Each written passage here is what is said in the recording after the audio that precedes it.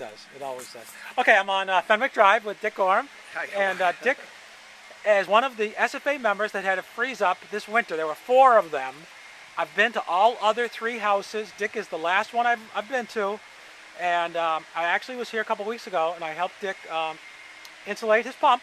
But I came back because of the fact that I realized when I was here that there was something wrong with his installation. And what I've realized, although I didn't realize it at the time immediately, is that his installation is not deep enough.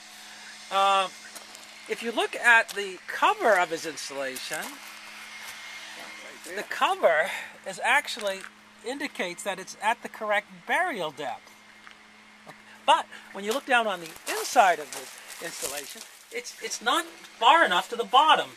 And the reason is that the this corrugated drainage pipe that they use as part of this silo or accessway has been cut in his installation for some reason, and we don't really know. When they went to install this, they cut this, and as a result, his pipe is now, the distance between his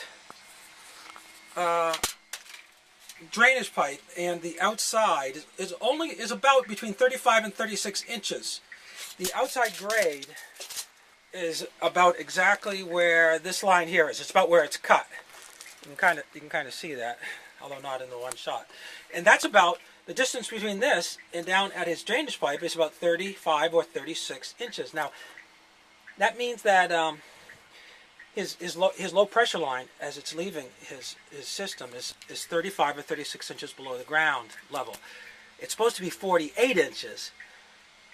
Now he's at 35 or 36. That's about 12 or 13 inches or 14 inches too shallow, and that's why Dick actually has a danger here that his low pressure line might freeze. And also, of course, his grinder pump itself is not in deep enough, and that is almost certainly a contributing factor, a very important factor to why he did have a freeze up in February. And the other factors that I've been hearing at all of the other places I go to are these factors here. And that is, Dick, were you home when this freeze up took place? Yes. Oh, no, I wasn't. No, I was in New Jersey. My son was undergoing an operation, so we were down there babysitting for how many days? How many days I think were you away it's no more than 2 nights. 2 nights, okay. 2 nights or 3. I guess that's enough basically to have Yeah. it get cold. And the other thing about this had to do with the snow cover. This was in February, and what was the status with the snow? Well, in this particular area that we're in here, this was clear.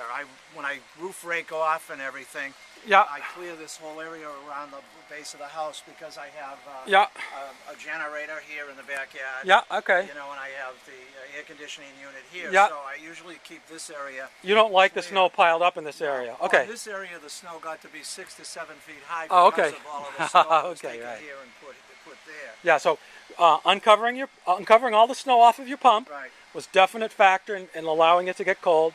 Right. Going away for 2 days, combined with the fact that it was in the February cold snap, where it was very cold out, and that coupled with the fact that this pump is not in deep enough. All of those were the factors that led this to freeze up.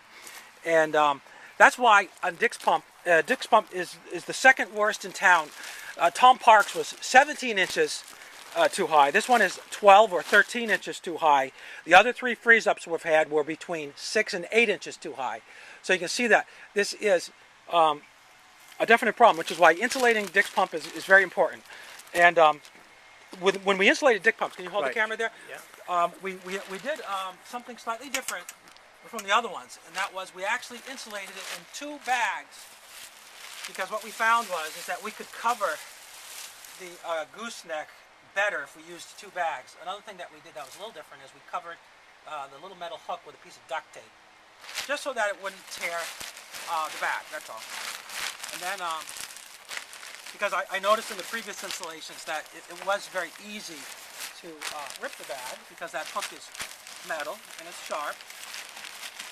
And it turns out that this 40-gallon bag is almost perfect for filling this well, but it turns out it's a little bit too small, and so if you want to cover the gooseneck really well, what we decided is that if we took a second bag and just propped it up against this vent pipe on the other side, that it actually pushes the main bag right on top of the gooseneck, and it will not fall off.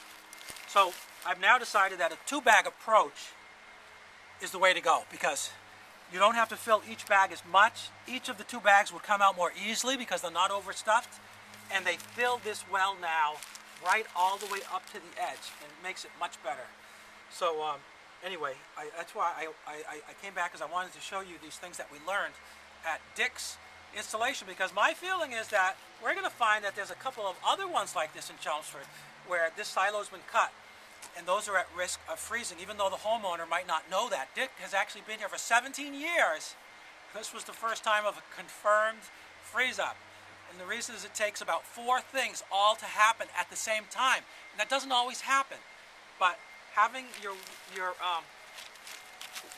pump not in at the correct depth kind of puts you on the hit list. And then it's just a matter for all of the other things to work against you with bad luck. So, okay. Thanks, Dick. There you go. Okay, that's all.